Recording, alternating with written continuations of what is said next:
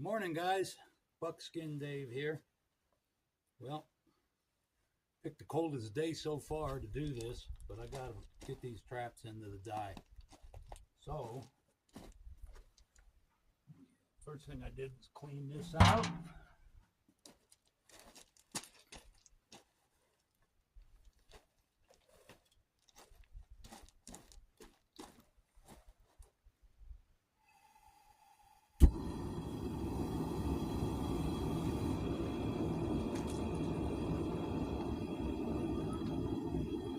I heated it up to clean it out, so that tank's kind of warm.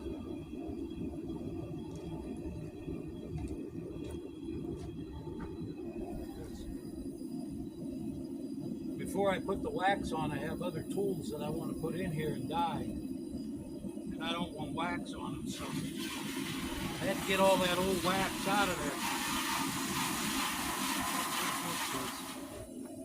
I was teaching some of the trapper ed classes in this county, so I kind of kept it together. But it does get filled up with dirt during the season, so I need to dump it out. Make sure my tools are there. Got tired of replacing wooden handles, and even the plastic ones or the composite ones. They get really cold when it's 15 below, and one good smack in the wrong place. This thing will not break, that I know of. Got the digger, and it's heavy. So,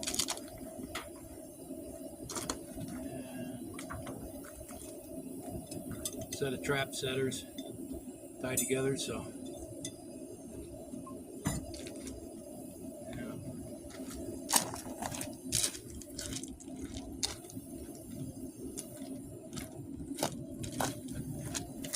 I'll tune all these before I go out, even though they were set last year, but I'll check them and make sure they're all tuned right.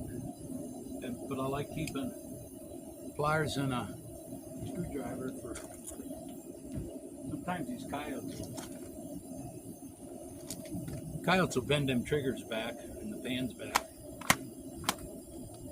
And I like these cloth gloves for setting gloves.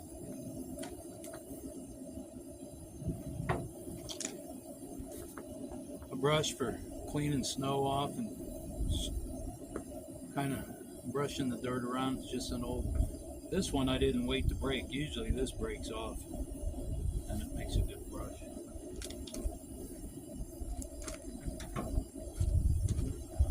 Any of you guys know about the T-bone set? I've always just called this the, I don't know, but at the convention this year I found out that this is called the T-bone set. And what's nice about it is you can pound this part into the ground and use it as a sight attractor, and has a little garage for you to put a dab of lure. So I like to, every time I see these and I'm trapping, I'll grab them and throw them in the truck. There happens to be one left over. Okay, so it's getting warm. I'm going to throw some of these bigger traps in here.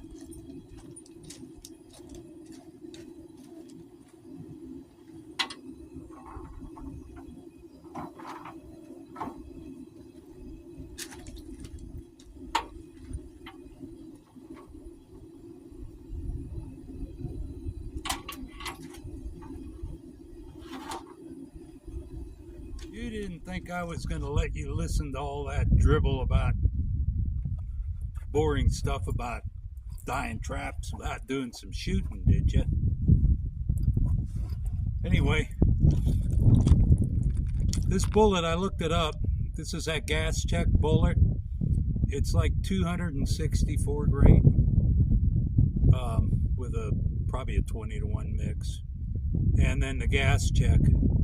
And that's what I'm shooting, and I'm shooting it on top of 30-31. I found a box of Smokeless that I had loaded a while back, and this 30-31, I got the load out of an older book, but it seems to work really good with this bullet.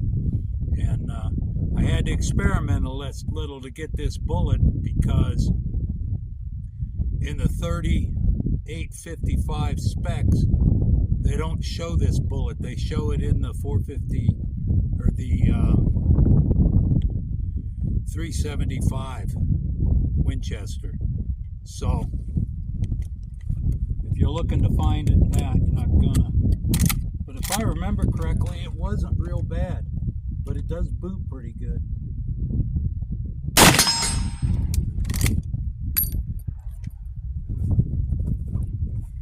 The box that I got it out of, I didn't crony these now, but the box I got it out of, I put 1870 for the velocity with the 30-31. Well, with a 264 grain bullet, that's a pretty good match for your 30-30.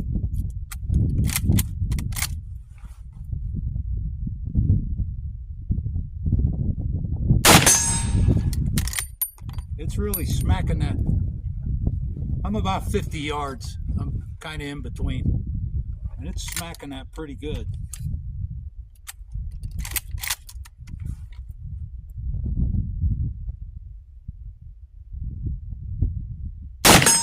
Yeah.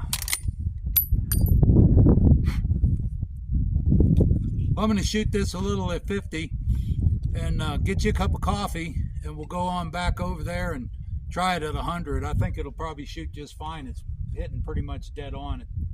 Whether I could hold it at 100 is a scoop. So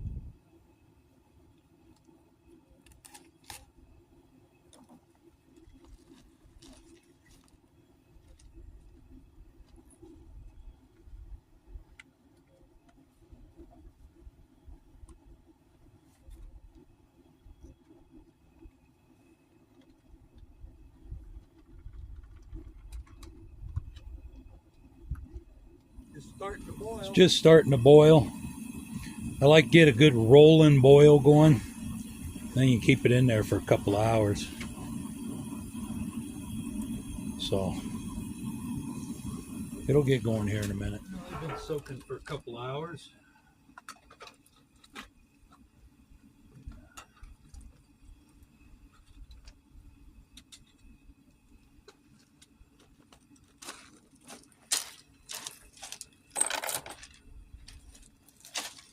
I just got a board over there I lay them on, so that wet wax will pick up rocks and stuff. Once they cool a little bit, then I'll hang them up. They'll be raring to go. This one's got a long chain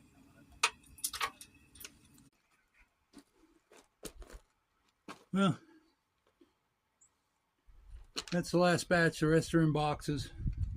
After I do this, I put them in boxes. And I can put them in the truck and pack them out to where I'm going to use them. That's a pretty sight, ain't it? Starting to get a little windy. I apologize if it gets a little hard to hear. So 30-31 is one of those powders that came out that the Roberts book talked about. Some of the new nitro powders that came out. 30-31, 4198, and I had a comment about 4198 and one of the other. And 4198 is another good one, and 4227, I don't use that much, but it's one that's listed. And of course 4759, the one that is discontinued. 30-31 though looks like it's going to be around for a while. It really works good in this gun. See if I can get this thing in there.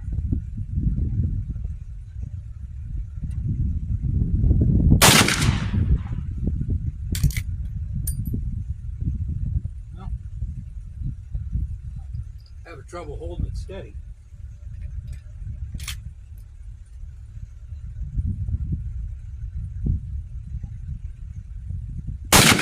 There it is.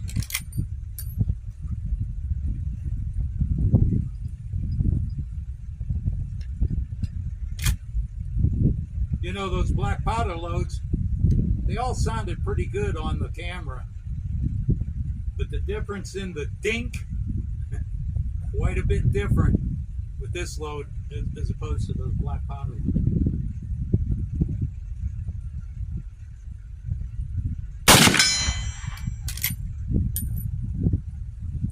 got my hold now.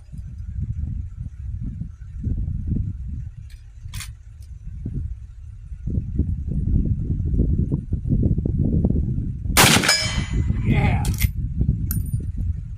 Well, I'm going to go ahead and shoot out. I got a batch of these in my pocket. I'm going to go ahead and shoot them out. But 30-31 seems to be my better. I loaded up some 57-44, and that works good in those bigger case rifles. I can get a little more velocity with less pressure with the 30-31, and it's definitely a good stout load for this gun. So thanks for stopping in. Appreciate you. Glad you got a cup. See you next time. Buckskin Dave. Adios, my friends.